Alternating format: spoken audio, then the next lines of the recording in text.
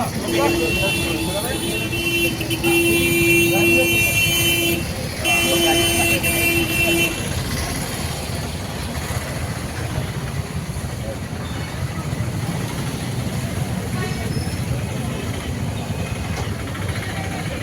गांधी की महात्मा गांधी की महात्मा गांधी की మన స్వాతంత్రోద్యమాల్లో మన దేశ స్వాతంత్రోద్యమం మహోన్నతమైనదిగా చెప్పుకోవచ్చండి. మన మహాత్మా గాంధీ సత్యం అహింస ఆయుధాలుగా చేసుకుని మనకి స్వాతంత్రోద్యమం వచ్చేలా చేశారండి ఆయన.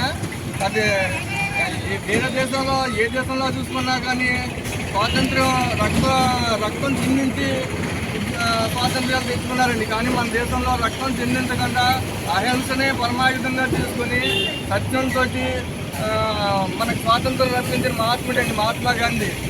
ఆ మహాత్మా గాంధీ దేన్ని ఆశించలేదండి. ఆయన ఒక పదవి కానీ ఒక డబ్బు కానీ ఒక దేన్ని కూడా ఆశించని మహాత్ముడండి ఆయన. అటువంటి స్వాతంత్రోద్యముడు మహాత్మా గాంధీ. మహాత్మా గాంధీ ప్రజలకి ఒంటి మీద బట్టలు ఉంచలేదు, పేదరికంలో ఉన్నారని చెప్పి ఆయన ఒంటి మీద అంగవస్త్రాన్ని ఒకటే ధరించి ఒంటి మీద బట్టలు లేకుండా తిరిగిన మహాత్ముడండి. అలాంటి మహాత్మా గాంధీని ఈనాడు కొంతమంది హిందూ మతం ముసుగులో హిందూ మతాన్ని అడ్డుగా పెట్టుకుని మహాత్మా గాంధీని విమర్శిస్తున్నారండి. విమర్శిస్తున్నారు. ఎలా విమర్శిస్తున్నారంటే చాలా దారుణంగా విమర్శిస్తున్నారండి. అయితే మహాత్మా గాంధీ ఒక 75 సంవత్సరాల అంత ముసలి వ్యక్తి ఇద్దరు లేడీస్ భుజాల మీద చేసుకుని నుంచోలేని పరిస్థితుల్లో నుంచుంటే దాన్ని కూడా విమర్శిస్తూ వాట్సాప్లో మెసేజ్లు పెడుతున్నారండి. ఆ మెసేజ్ పెట్టి ప్రతి వ్యక్తికి హెచ్చరిక చేస్తుందండి. నా పేరు ఓరెట్టుకున్నాను ముచ్చండి, కోరుకుంట మండలం ఆర్యవైశ్య సంఘం వైస్ ప్రెసిడెంట్, వాసిక ప్రెసిడెంట్ అండి, వాసిక ప్రెసిడెంట్ అండి. ధైర్యం అంటే ఏ ఎదవైనా సరే మెసేజ్ పెట్టి ఎవడైనా సరే ఆడి అడ్రస్ పెట్టి ఆడి పేరు పెట్టి పెట్టండి.